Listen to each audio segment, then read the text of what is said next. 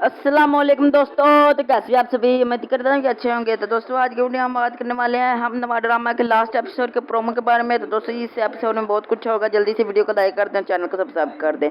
तो दोस्तों इस एपिसोड में हम देखते हैं कि जफर जो होता है, जिसने अपनी बीवी को तलाक दे के दूसरी शादी की होती है, इसकी दूसरी बीवी इसको धोखा दे देती है और ये जफर रोते रोते अपनी जो पहली बीवी होती है उसके घर आता है, उसकी माँ से गिड़गिड़ा के माफ़ी मांगता है और रोता है।